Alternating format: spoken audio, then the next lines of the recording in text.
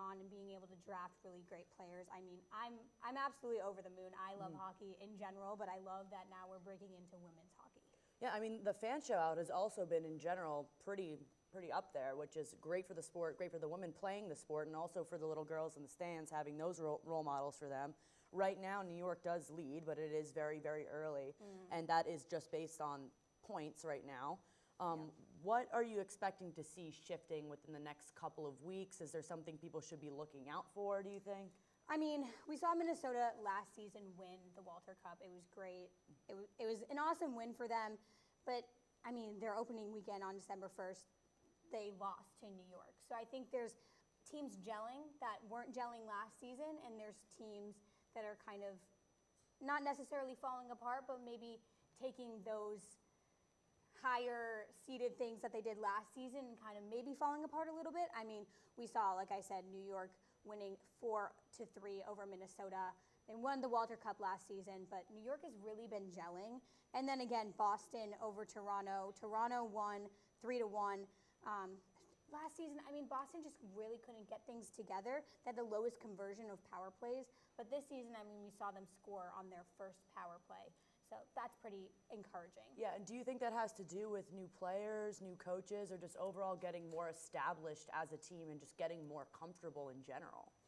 I would say it all. I mean, I think now that you're coming into your second year, you have more women wanting to go into the draft and declaring for that, so you're getting absolutely more talent. The second year, obviously, you're getting more solidified, so you have more to go off of, and you have more security there. And then again, I mean, you have those veteran players that have been through it, know what to do, and kind of are teaching the younger players. So I would say it all. I mean, I think it's growing and it's great, and it's just going to go up from here. It's for sure great for the game of hockey. And another point for women's hockey, Syracuse is looking to come off of a 3-game losing streak, playing RMU this weekend. They're really trying to turn it around. They've been in a bit of a rut. They started off the season pretty well, kind of been a little rocky ever since then. What are your thoughts going into this game? What do they need to do to break this losing streak for them? Wow, I mean, coming off of Colgate, I mean, Colgate's the number 5 seeded. Yeah, it's not an easy game. No, absolutely not. I mean, they played phenomenal though. I mean, they held them. I think it was almost like a no scoring game in the first period, and then it ended up being 3-1. But if you look at the games last season, it was like a 9-0, 12-0 game. I mean, this shows progress, and I mean, Coach Smith was saying that they know how to bounce back and kind of come from that underdog feeling. But, I mean, you never want to be in that position where you're down 3, down 2, and need to come back, but they know that they can. So it's pretty encouraging going into RMU. It's also, especially like you were saying, Colgate is a very, very talented team, and the ability to keep it at a lower scoring game, even though you did not necessarily win the game, it's almost like a little bit of a stepping point for them in a way. You just want to make sure that that doesn't snowball into other losses, into teams that you can and should win against. How do you feel the matchup is going to be against RMU this weekend in these 2 games? That's a great question. I think it's going to be a pretty evenly matched game. RMU is coming off a lot of conference plays. I mean, they haven't won a whole lot of them, but they are in the conference. They know the style. They know what they're expecting.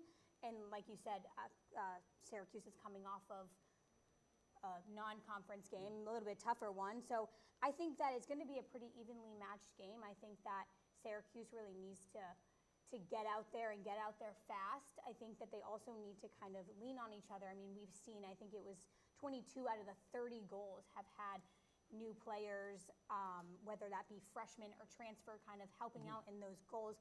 So I think they have a lot to learn and they need to gel a lot. But I think if RMU comes out and they have their defensive, they're leading the nation right now in blocks, which is absolutely insane. I think it's going to be a pretty evenly matched game, and it's alumni weekend, so that's pretty encouraging. So they'll have those kind of old players coming to support them. I just think that they need to find their offense. Yeah, I'm sure alumni weekend will give them a little bit of the fire that they need, and maybe we'll see what happens in these next 2 days. They have those 2 games coming up, and then also we're looking at the women's basketball loss to Texas A&M, 57-45. This now puts Syracuse women's basketball at 4-5. We're seeing the coach getting a little bit frustrated with fans right now, saying that she does so much for this city right now and that she expects a bigger turnout, which is, I want to say, kind of a fair statement that they're very talented girls and they want more people at their games. And the men have a evenly winning, losing record, and yet we see that little bit disparity in fans and people showing up.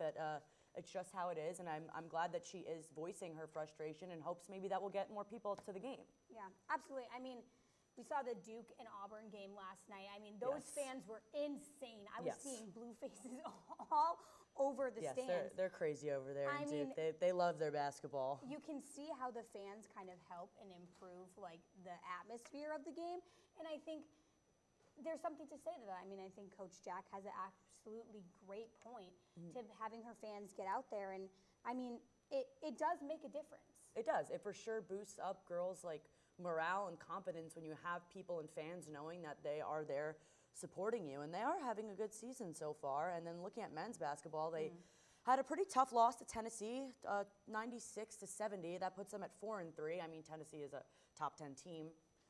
You're going to take what you can give here, but the problem is that it still goes to show you right now that three-point shots have proven to be a problem for Syracuse basketball and continues to be. They're 32% on the season.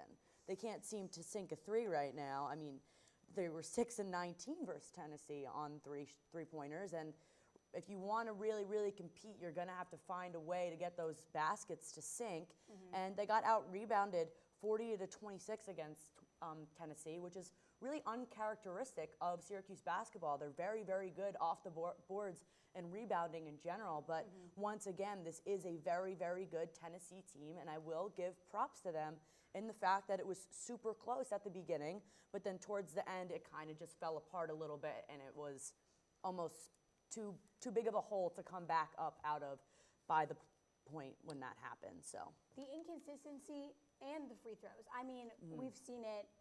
I mean, whether you're 10 seconds into the game, yeah, a free throw may not matter, but when you're 10 seconds down, like there's 10 seconds left in the game, free throws absolutely matter, and they have not been sinking them, just like they have not been sinking their threes.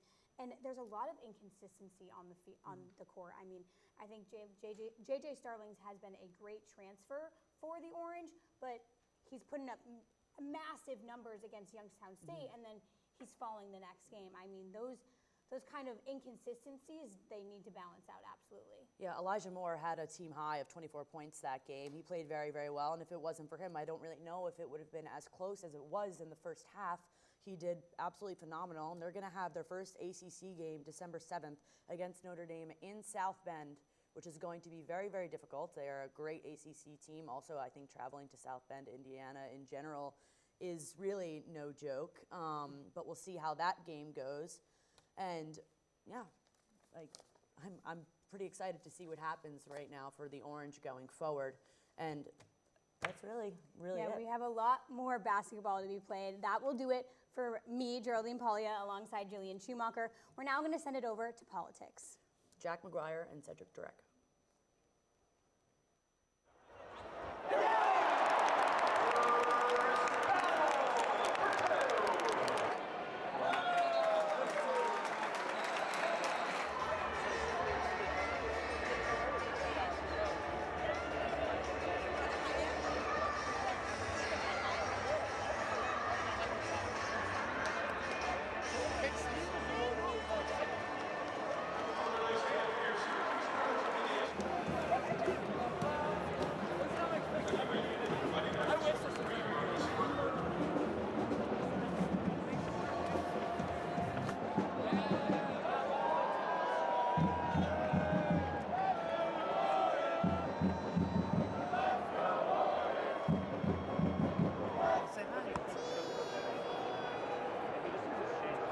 Say go Cuse. Good job, buddy.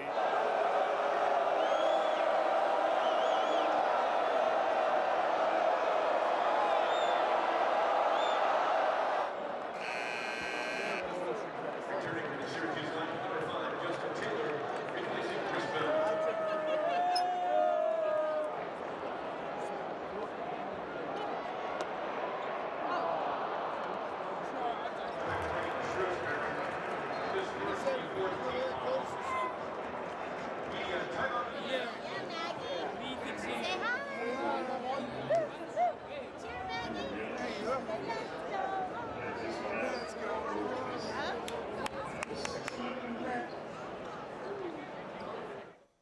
Good evening and welcome to the first edition of the Cuse Chronicle. I'm Jack McGuire. I'm Cedric Derecho. And it's certainly been a busy few weeks since the end of the election, and I know we have a lot to talk about tonight. Cedric, what's on the agenda? Well, we've got a swing state recap. We're going to recap exactly why Donald Trump was able to win the 2024 election. We're going to move on to Biden's lame duck presidency. What is he doing in his last few months in office? And then finally, we're going to go with Trump's cabinet picks. Yeah, so obviously this was an unprecedented election. I think some people saw the writing on the wall. I certainly didn't. I know you didn't as well. We had our predictions and they didn't exactly pan out. But what do you think? Well, we certainly look at the swing states and it's pretty unpredictable, if I'm guessing. Trump was able to sweep every single swing state. There were 7 swing states on the board. We knew states like Arizona and Georgia and North Carolina were more likely to go Trump's way. What we didn't know is how the Rust Belt would go. Kamala Harris's path to 270 electoral votes relied through the 3 states of Pennsylvania, Michigan, and Wisconsin. And Trump was able to sweep all those 3 states just like he did in 2016. Let's take a look at the numbers, starting with the state of Pennsylvania. So in the state of Pennsylvania, Donald Trump was able to carry 50.4% of the vote to Harris's 48.7%. That's a plus 1.7% margin and 121,000 vote victory in the state. This is a state that Biden won by 1.2% in 2020, and it was the tipping point state. Jack, this is what got him over 270 electoral votes. Yeah, you know, it's funny. I was in Philadelphia a couple weeks before the election, and obviously it's a deep blue area, but I was very surprised at just how many people were on the Kamala train. And it kind of gave me the idea that, you know, maybe not much would change from 2020, but it was a very different reality than what I was expecting. You look at Allegheny County out west as well. A lot of blue collar people, steel factories, and it was a switch up. I mean, I think people I can't really say why, but I think the Kamala campaign made a few fatal mistakes in the weeks leading up to it, and it kind of changed the course of the election. What about the state of Michigan? The state of Michigan is a state that Biden won by 2.8% in 2020. This time, Donald Trump carried it by 1.4%, a margin of 80,000 votes. What do you think happened to Michigan? I think it comes down to the Muslim vote, right? A lot of people saw Kamala not really taking a side on what was going on in the Middle East, the Gaza Strip, and I think they want to change. They didn't think, I mean, Trump has been very pro-Israel, but there was nothing that Kamala said that really shifted their vote, and I think that really kind of caused them to just say, hey, listen, we're going to go in the other direction. At the same time, I do think that really was the tipping point for them in Michigan. The final swing state here in the Rust Belt, let's take a look at the state of Wisconsin. Wisconsin, Donald Trump carried 49.7% of the vote. Kamala Harris with 48.8% of the vote. That's a margin of 0.9%. It was the closest of the 3 states in the Rust Belt, only a margin of 30,000 votes for Donald Trump. This is a state that Biden won by 0.6% in 2020. Wisconsin stayed close, but the Rust Belt tends to vote together, and we saw that again in 2024. Yeah, it's kind of crazy the way the shift from 2016 to 2020, and even the electoral, not only the electoral outcomes, but the number of votes cast. I mean, 2020 was kind of an outlier because you had so many millions of more votes on each side, and then you look at 2024, and it goes down a little bit, but it kind of stays in line with the way 2012 and 2016 went too, if you look at the numbers. So, Jack, we're going to tell the viewers why Trump was able to win all 7 of the swing states, including the 3 Rust Belt states. It comes down to the voter demographics, a huge shift in favor of Donald Trump. Yeah. Let's take a look at the Latino vote. The Latino vote, this is a demographic that Biden carried 65% in 2020, Trump 33%. That's a plus 32% margin for the Latino vote in favor of Joe Biden in his 2020 victory. In 2024, let's take a look at the numbers. 51% for Kamala Harris, 46% for Donald Trump. That's only a 5% margin. Trump gains a whopping 13% in the Latino vote. I think people are very angry right now because I think the media lost a lot of credibility. For all the incendiary rhetoric coming out of the Trump campaign, it didn't really affect much. And in fact, I think it swung the other way, right? You saw a large uptick in Latinos, blacks, and honestly, white women voted for Trump at 55% overall. And that's not really what a lot of people were predicting with, they pushed a lot of the childless cat ladies from J.D. Vance. And a lot of people would think that would have hurt them, but I was very surprised to see that it didn't. You know, Trump was also able to make a gain of 4% in the Asian vote. Let's take a look at the age and religion demographics. Young people played a huge role in this election. In 2020, Joe Biden carried 65% of the vote from ages 18 to 24 years old. This time around, Kamala Harris only carried 54%. The margins here are stark, a 34% difference, 34% margin for Joe Biden in 2020 and only 11% margin for Kamala Harris in 2024. Yeah, I'm curious to hear what you want to say about Nevada. That's a weird one for me because they do have a large Latino population, but obviously in 2016 it kind of came close to going to Trump, but it didn't quite. 2020 swung heavily in favor of Biden. Why do you think Nevada, a state like that, swung to Trump this election? I think Trump is friendly to gamblers. I really think he is. I think Clark County came up in full force for Donald Trump. Las Vegas voted for Trump at a higher margin than they have in years past, and that's why Nevada was able to flip. No tax on tips, too. Right. And that's a policy that Trump came out with, and it was very popular, and then Kamala came out with it as well. I think both campaigns recognized that blue-collar workers, the people in the restaurant industry, really gravitated towards that, and I think it ended up playing a bigger part than we thought in the election. Final demographic point we're going to look at here is we're going to look at religion, and specifically we're going to look at the Catholic vote. The Catholic vote had another huge shift in favor of Donald Trump. Look at the margins here. 52% of the Catholic vote went to Joe Biden in 2020. 59% of the Catholic vote went to Donald Trump in 2024. He gained plus 12% in the young vote and the Catholic vote. That's huge. Yeah. Well, there are a couple things on that. One, there was the Catholic dinner, charity dinner a few weeks before that Jim Gaffigan actually hosted in New York City, and Gaffigan actually made a joke about Kamala not showing up.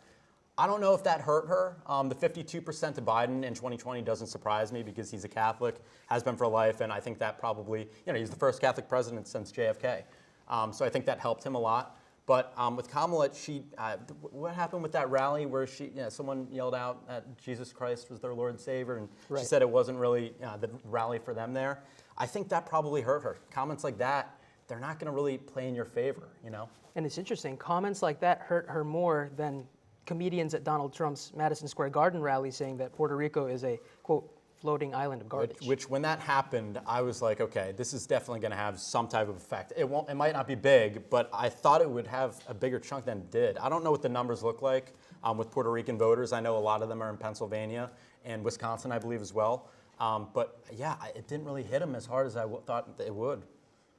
All right, we're going to move on to Biden's lame duck presidency. What is Joe Biden doing in his final months in office? Yeah, obviously, he just pardoned Hunter Biden. I honestly, people are making a big deal about it. Think about it. It's his son. I expected this to happen. I don't think it's as big a deal as people are making it out to be. But I will say, people are just pointing to the drug and the charges, the gun charge as well from 2018, 2016. But it's funny because the pardon was extended to 2014. And that's strangely when he started doing the business dealings with Burisma over in Ukraine. What are your thoughts on that? You know what? It's tough. It really is, because Donald Trump is saying that he came into office, or is coming into office again as the first non-consecutive president since Grover Cleveland, making the promise that he could end the Ukraine-Russia war in 24 hours. Right. And then, so there's a lot of problems with what Biden is doing with sending the missiles over there. It is funny, though. So I'm looking at it now, and Putin's saying he wants to come to the table and talk, which I haven't heard that one before. Zelensky's now saying that he's willing to cede land in Ukraine for, the option to join NATO, which is what he's been trying to do for a long time. Russia obviously didn't like that. What do you think about that? Because I haven't seen this before, right? And I think you're going to find people like Lindsey Graham, a few people in the Republican Party and the Democratic Party that are not happy that Zelensky is giving up land. But at the same time, it's like, okay, we've seen a lot of people dying, and obviously everyone wants peace. We've given $76 billion between Israel and Ukraine over the course from 2022. What do you think about it? That's something that Donald Trump stressed as a point, right? Like, he wants to achieve peace in the region, and then the way for him to achieve that is if Ukraine gives up land and perhaps even gives up that NATO membership. So we'll have to see what happens. Whether or not Zelensky will agree to those terms remains to be seen. Zelensky has said in the past that he will fight tooth and nail till the very end and will not cede any land. Yeah. And it's strange that these discussions are happening right now, 2 weeks after Biden actually gave authorization to Zelensky to use U.S. missiles going into Russia. I thought that might have been kind of like the big red button push. I was like, oh gosh, what's going on now? But now I think we're at a standstill where both guys are looking to come to the table. I think everyone at this point probably wants peace. Putin, you never really know what is on his agenda because the guy's just proven to be very unpredictable. I think Zelensky at this point wants peace. So we're going to see. It's going to be interesting. Yeah. I So guess, I was going to say, let's move on to Trump's cabinet picks here. Yeah. So obviously, it's been a hectic few weeks. There are some picks that I think the majority of D.C. is happy with. You look at a guy like Marco Rubio for Secretary of State. I don't think Trump's base is very happy about that. Marco Rubio has been someone that's been fervently pro-Israel, right? And he's kind of one of those guys that said we should do anything at their disposal. And if that means wiping out Gaza, then I think that scares a lot of Trump's base, right? They're very anti-war. And then you've got Marco Rubio saying stuff like that. He said it in an interview, I don't know when it was, but it was within the past year. And I think stuff like that kind of rattles the cage. It definitely does. And what about Trump's pick of RFK Jr. for Health and Human Services Secretary here?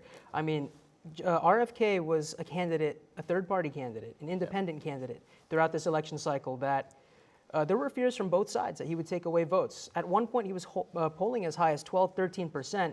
And this is a candidate that, you know, he was trying to get into the debates, and he nearly did. And obviously, he drops out, endorses Trump.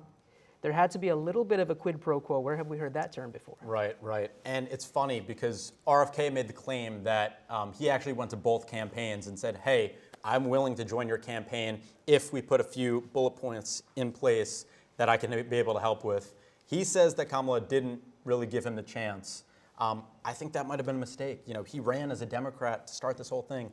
The DNC kind of ousted him, ousted Dean Phillips as well. And I think that kind of came back to bite them. What about Trump's pick of Tulsi Gabbard? That's going to get some pushback.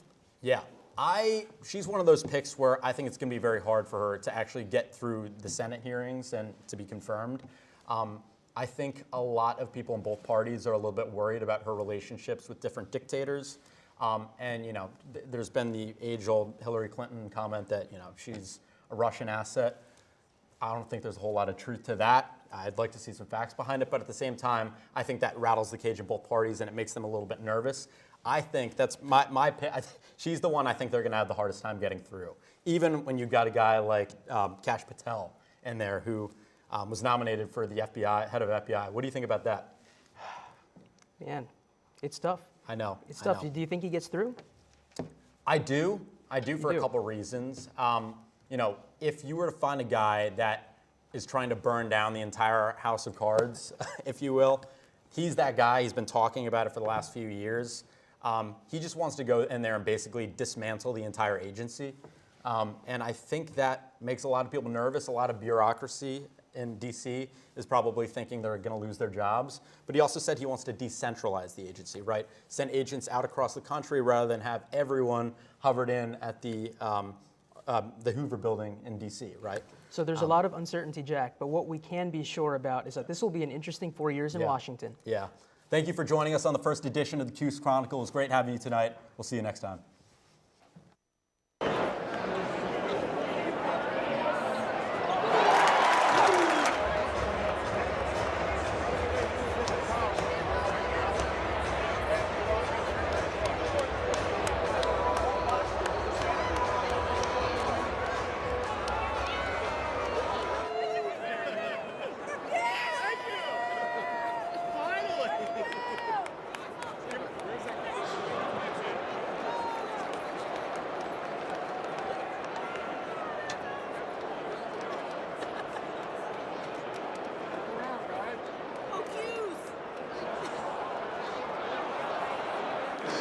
Syracuse 54, Notre Dame 31.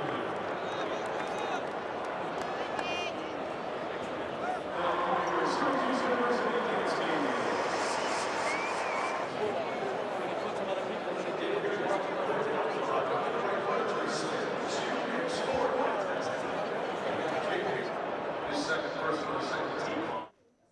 Welcome inside our Newhouse studio for our segment. Alongside Mateo Kanicki, I'm Jackson Cowan. We are your hosts for our entertainment segment, Cuse Lounge. This weekend was a big weekend in the film industry for the U.S. 3 big films came out this weekend. Gladiator 2, Moana 2, and your personal favorite, Wicked, all came to theaters. Part of a huge weekend for Thanksgiving and for the box offices. The biggest weekend in Thanksgiving history. The combined box office revenue, $420 million, a huge number for the U.S. domestically, and globally, numbers even bigger as well. First off, going to get into a little bit of Wicked talk. It is now the highest grossing film for any movie based on a Broadway musical. That has been huge, and I know that has been your favorite so far. Yeah, it's definitely, I've been a big Wicked fan since I was probably about 8 years old. So when they announced that they were making that movie, I was like, this is going to be awesome. I mean, we've seen a lot of success with other movies based off musicals like Grease and Les Mis and Mamma Mia. So I knew from the start that Wicked was going to be a huge success. Yeah, currently it's going to be the 4th grossing highest ever worldwide. It is just took over for domestically. It is now the biggest domestic movie based on a Broadway musical. $285.3 million is done in about 2 weeks of time in the box offices. So a huge hit so far, and probably one of, I know it's your favorite, it's going to be a lot of people's favorite. But moving into the next films, we had Gladiator 2, another big one this weekend. And I know you had a little bit of fan mail that you were reading earlier. What are some of your thoughts? What have you seen from some fans about Gladiator so far? Yeah, so I think the biggest thing with Gladiator that I've seen is we're so used to seeing Paul Mescal in these kind of like softer roles, like in Normal People. And with Gladiator, we get to see him in a really tough role, which I think is great for him. We get to see that range, and everyone was really, really excited just to see him kind of take on a different type of character in Gladiator. You mentioned Paul Mescal. He plays Lucius in the film. Denzel Washington, one of the other main leads, he plays Macrinus in the film. That film did $44 million over Thanksgiving weekend, so another big film. But then there's a third character that I know you wanted to mention and get on top of. Jackson, I don't know how you forgot Pedro Pascal playing General Acacius. I mean, he's an America's sweetheart. Everyone loves Pedro Pascal, so it's really cool to see him in another strong role. So far, that movie's come out. That movie came out November 22nd, so it came out a little bit before Thanksgiving. Moana 2, on the other hand, came out November 27th, just before Thanksgiving, and that movie absolutely crushed it. Making their returns in Moana 2, Dwayne "The Rock" Johnson as Maui. Auli'i Carvalho made her return as Moana. Another voyage across the seas. They're taking on a new adventure as their main 2 roles. What do you think so far about Moana 2? I think it's great. I'm really happy they made a sequel to this one. I mean, the first one came out 2016, and then we're here with Moana 2. I mean, I love when Disney does sequels. They always seem to do really well, and I think Disney does a great job expanding on those storylines. And I think this timing for Moana 2 is perfect because we also have the Moana live-action adaptation coming, hopefully in 2026. I know Dwayne "The Rock" Johnson has teased it on Fallon. He did a personal announcement that he was going to be Maui in the live action, and I know everyone is really excited for that. So I think Moana 2 coming out now is just the perfect timing in the whole scape of things. Yeah, 100%. That movie pretty much crushed it the first weekend. $221 million in the U.S. so far, so another huge film. And that movie's got a great soundtrack. The first movie had a great soundtrack, but moving to another film that I know you think has a great soundtrack, Wicked, the one you've kind of been waiting for on this segment. What were your initial thoughts on the film? Well, I went into it obviously just so perceived with what I knew about seeing the musical. I mean, I grew up seeing the musical, so I kind of already, obviously I know what's going to happen in the movie, but it was just kind of how are they going to take the elements from the stage show and kind of expand them and put them onto a movie screen. And I thought they killed it. I think everything was done so well. I mean, the way they expanded storylines, added characters, I mean, it was amazing. And you can see it from the reviews. Everyone's raving about it. Like, it is absolutely amazing. The 2 leads, Ariana Grande and Cynthia Erivo. I know you were very happy with Ariana Grande and Cynthia Erivo's characters so far. Which of the 2 do you think was a better decision overall, and what surprised you about the 2 characters in the movie? Yeah, I mean, you can't tell me to pick which one I think is going to be better because those 2 are both amazing, and they both come from really strong Broadway backgrounds. Like, I know most people probably don't know that Ariana Grande started on Broadway, so she has that strong like theater foundation. And Cynthia Erivo, she's a Tony winner. She's obviously going to be amazing. And I think they crushed it with those two. I had no doubt from when they announced that they were going to lead the movie that they were going to be fantastic. Yeah, we mentioned it's about a Broadway show. One of the unfortunate parts is it is only part one, so you're going to have to wait a little bit to see part two. What are kind of your feelings about having to wait, you know, about a year, just under a year, for part two? Yeah, I remember when they were first announcing the concept of the movies and that it was going to be 2 parts, and immediately in my head I was like, okay, they're going to split this up, Act 1, Act 2, like the musical. So, and that's exactly what they did.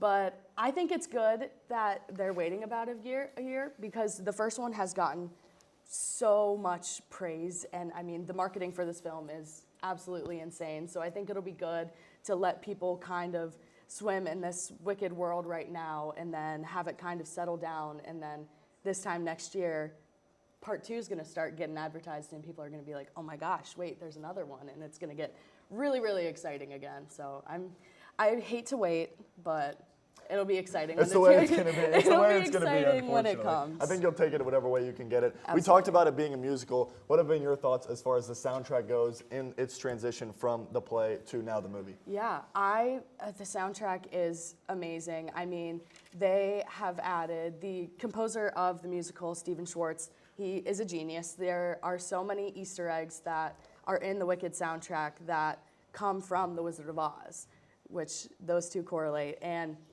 I think the soundtrack is amazing. I know one thing that really stuck out to me is when Ariana Grande got casted as Glenda, they were like, oh, do you want to kind of make Glenda's songs more like pop background, like, you know, to kind of match her like personal music? And she was like, no, absolutely not. I want to be Glenda. I am Glenda. We are not changing anything.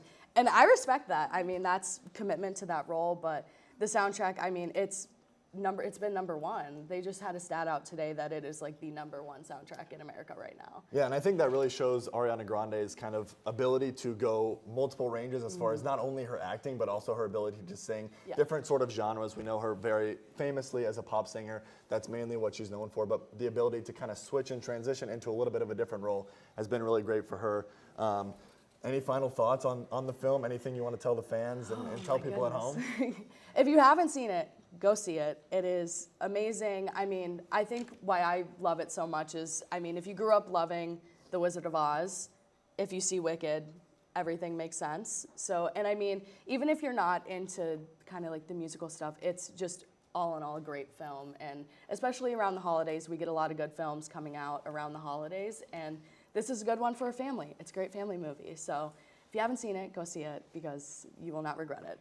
Wicked, interestingly enough, getting the best scores from Rotten Tomatoes for the 3 films. It had an 89% tomato rating and then a 96% audience score. They've changed the name since then. But so kind of interesting that has been, Moana 2 obviously has kind of dominated as far as revenue numbers go. Disney movies typically very, very popular, very famous. But Wicked has been the best according to, you know, the experts, so to speak, if you want to call Rotten Tomatoes that. But obviously the other thing, Moana 2, Gladiator 2, kind of spin-off stories. They're sequels to the previous film. Wicked, coming off a new idea. What are your thoughts on kind of just 3 films that all kind of come from you know, somewhere else already, and how that was able to kind of build the fandom, because you already have Gladiator, which is a classic. You had Moana, which did was a huge movie originally, and then Wicked, which had a great fandom for the place for so long. Yeah, I think with Moana and Gladiator, you already have that like preconceived notice from the first ones. Like, you kind of already know what's going on. You have a general idea of, okay, this is probably what it's going to be, but here's a different version. Like, what are we going to see in this next one? So you already have people who love the concepts, love the characters, so it's just going to be, how much more are we going to love them now? And with Wicked, I feel like that's how it's going to be for part 1 and 2. People are going to see part 1 and be like, oh, this is great, and love it, and then have that same feeling people might be having with Moana and Gladiator when part 2 comes out. They already have that general background from the first one and are able to take what they were feeling from the first one, to the second one. So I think, I mean, with all these movies coming out in the same week, I mean, that is a great lineup of movies. It kind of reminds me of going back to last July, the whole Barbenheimer, when Barbie and Oppenheimer came out the same week. I've seen the things online about the Wicked Moana like merges, so it reminds me a lot of that, and those two very successful movies. So I think these three coming out in the same time and getting such great audiences is great for the film industry. Yeah, you kind of see a similar thing with Wicked and Gladiator 2 came out in the same weekend. You get a little bit of a harder movie with Oppenheimer or Gladiator 2. Wicked and Barbie, obviously a little softer. Yes. The number's a little lower for Wicked and Gladiator 2 compared to the Barbenheimer, but when you add in Moana 2 for the whole Thanksgiving weekend, that's really what's created this biggest Thanksgiving as far as box office revenues are considered for really in the history of movies. But taking one, we go from a play, now we go to another big event on the audio scene. The music, Spotify Wraps came out this week. Very exciting. I'm an Apple Music user personally. I know you're a Spotify Music user. It is what it is. We're all going to be able to get over our differences. But it's a pretty big moment in December. First off, Taylor Swift, she pretty much crushed it. The #1 artist nationally, the #1 artist domestically. I mean, she was huge all year, last year as well. Yeah, I mean, with the Eras Tour, even you take that into consideration too. I mean, she's been touring that tour for almost 2 years now. Like, she's been everywhere. So there was no doubt in my mind when that came out that she was not going to come out on top. Yep, she also had the most played album on the year, the Tortured Poets Department, the anthology. Features 31 songs, includes features with Post Malone and Florence and the Machine. Some of the notable songs, Fortnite, Florida, and the Tortured Poets Department. I mean, Taylor Swift, you kind of said it. I don't know if you're really a fan. Don't necessarily love this new album, but I've got a couple of hers that I like to play every now and again, so she's been fantastic. But moving into some of the other artists that were very common. In the U.S., Taylor Swift, obviously we said it, #1. Drake, Zach Bryan, Morgan Wallen, and Kanye West kind of round out the list. Which of those are you kind of attuned to or are you kind of listening to? I would say, I mean, my music taste is a little bit all over the place, but out of what we've seen from the top 5 in the rap this year, I mean, Taylor Swift, like you said, I have my few favorites. So she's definitely been heavy in my rotation. And Kanye. I love Kanye, I'll say it. I think he has some great songs he has some of those classics that will just always be in the rotation for me. Yeah, I think some of them are never going to go away. For me, I mean, growing up kind of playing sports, you always hear Kanye West in the locker room before a game, gets you kind of fired up. He's got some really good ones. Haven't listened to him as much lately, but still classics from the 2000s, 2010, so I can't complain there. As far as songs go, #1 was Espresso, both nationally and in the U.S. by Sabrina Carpenter. I mean, it's a great song, really catchy tune. Yeah, she's another one coming up. She reminds me of kind of like mini Taylor Swift, and Taylor Swift has kind of like taken her under her wing and kind of showing her the ropes to how this whole music industry thing works. So exact same thing. I was not surprised that that song came out on top. The rest of the top 5, Not Like Us by Kendrick Lamar, a bar song. Tipsy, otherwise known as by Shabuzi. I Had Some Help by Post Malone featuring Morgan Wallen, and $1 Million Baby by Tommy Richmond. My personal favorite is a bar song. I know it kind of blew up on TikTok, Instagram Reels, things like that. I'm a big Instagram Reels guy again. But for me, just kind of being able to listen to that song, I think it's so catchy. I think it's awesome. It's just fun to kind of dance to. I won't do any of it here on the desk. I don't want anyone to not show up for the second show, but that's my personal favorite. So for the rest of the list, do you have a personal favorite besides Espresso by Sabrina Carpenter? I mean, I was going to go Espresso. I mean, I feel like now is the perfect time for Espresso to be your favorite, because I don't know if you saw the Saturday Night Live skit with Marcelo Rodriguez as Domingo. I mean, they are taking that song and using it in so many different avenues, and it's just catchy. Like, that song is so catchy, but also Not Like Us by Kendrick. Yeah, that was a good one this year. A lot of catchy songs for sure. The rest of the songs internationally include Beautiful Things by Benson Boone, Birds of a Feather by Billie Eilish, Gotta Only, and Lose Control. Beautiful Things and Birds of a Feather both in the top 10 for the U.S. They came in at 7 and 8, so pretty well known in the U.S. as well. But I think some of the albums are really interesting, and I know you kind of wanted to talk about what your maybe top 5, top 3 albums were on your Spotify Wrapped. Yeah, so I mean, my Spotify Wrapped every year, I wait for it. I'm so excited. I kind of have like my 2 or 3. I'm gonna go artists. I have my 2 or 3 artists that are always on the list, but they might like move up or down a little bit. Like it just depends on what's going on that year. But I think I had a pretty solid lineup this year. My number 1 artist this year came out on top, the band called Flip Turn. They're a very small band based out of Jacksonville, Florida. And they are amazing. If you've never heard them, please go listen to them because they're fabulous. My number 2 artist this year was Tyler, the Creator. Obviously, he's another one who just dropped a new album, and he's touring with that now, and that album is amazing. My number 3 artist this year was Radiohead, another classic. And then my 2 consistent ones who, surprisingly this year, have moved down the list compared to last year. My number 4 was Arctic Monkeys, and my number 5 was The Strokes. They're going to be disappointed. You're not keeping up their numbers. I don't know what you're doing. I know. Maybe next year. They might have rolled in our U.S. top 5, top 10 artists if you were listening a little bit more. But it is what it is. Guys. Like I said, more of an Apple Music guy. Unfortunately, I didn't get my Spotify Wrapped. I think this year I'm not really sure what it would have been. Kind of all over the place. Got into a little bit more of. I used to be a big country fan, but then now I've kind of since gone to some different things. I like Noah Kahan. I've got a couple of different You're artists. dabbling around. I'm trying to figure out my identity. I don't really know where I'm going with the You music have range. thing. It's okay. Yeah, You're I like to exploring. think so. One other note on Spotify this year, they came out with their top podcasts in the U.S. Their top podcasts: The Joe Rogan Experience, Call Her Daddy, and This Past Weekend with Theo Vaughn. Joe Rogan Experience, obviously hosted by Joe Rogan. Some of his notable guests, President-elect Donald Trump. He also had Elon Musk and Shane Gillis on the podcast as well. For Alex Cooper and Call Her Daddy, it's a podcast mostly geared toward women. She had Christina Aguilera and Kelsey Ballerini as well on the podcast. So some big names for those two as well. And then Theo Vaughn, kind of all over the place for him. He has Vice President-elect J.D. Vance on his podcast. He had Miranda Lambert. He had Mr. B. So he's all over the place. I don't know if you listen to any of those 3, but do you have a podcast that you go to and you turn to on Spotify? I'm a big crime podcast type of girl. So my go-to podcast, if I'm ever on a car ride, is Crime Junkie. It is awesome.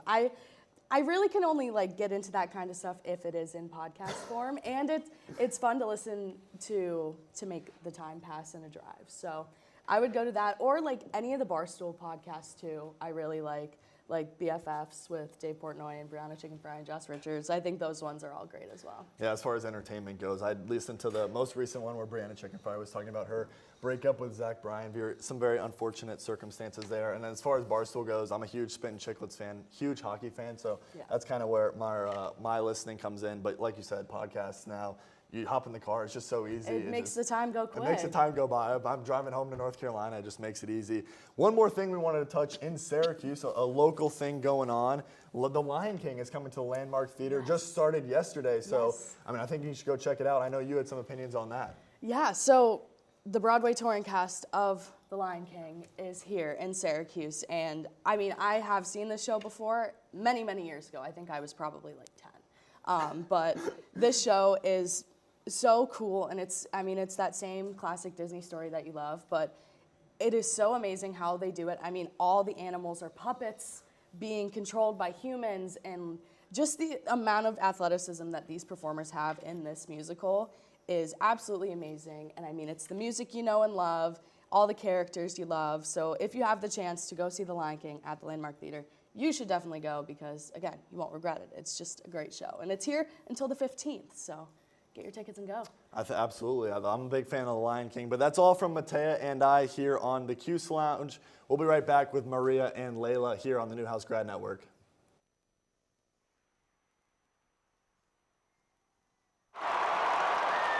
Legendary coaching career.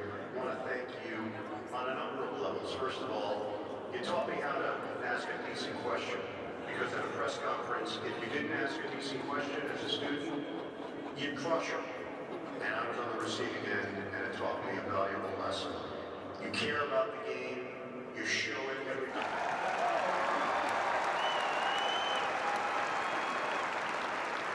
I'd also like to congratulate Adrian, the staff, the players. Everything it is and will be is because of Syracuse basketball fans.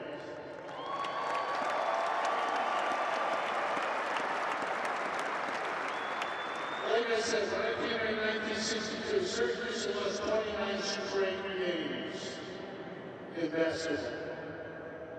We were a football school, well known.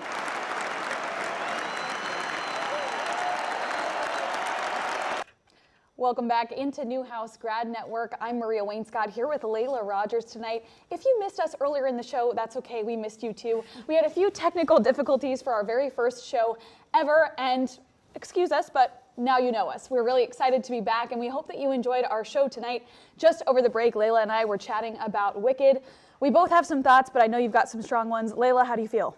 I think the first thought that I have, I mean, Matea touched on Wicked a lot, and I haven't seen it yet. I'm going to see it tomorrow. And the main character, Elphaba, played by Cynthia, I think that role and that casting was just amazing, having a black woman play her. And I think the struggles that I know of and that we're going to see in the movie of, you know, her being green and just like her life, you know, there. And then also just her being a black woman in real life. I just think that it has so many more messages and like deeper understandings for viewers to see. So that's one thing that I want to see as a black woman myself and see what other social media users were saying about the movie. So. Yeah, I'm hoping to see the same. I'm excited to see how Cynthia can contribute. Yeah. And talking about representation in the film, we're excited to thank our producers and thank all of the amazing graduate student talent here on the Newhouse Grad Network, who put in so much effort and passion into our very first show ever, our debut program.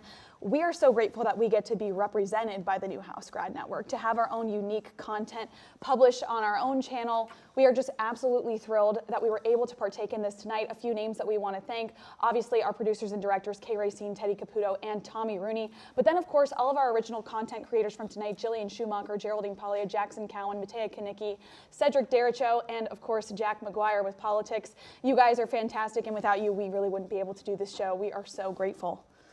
I mean, the last thing I have to say is this is your last time seeing us for this semester. We'll be back next semester in January, and happy holidays. Thanks for watching, guys.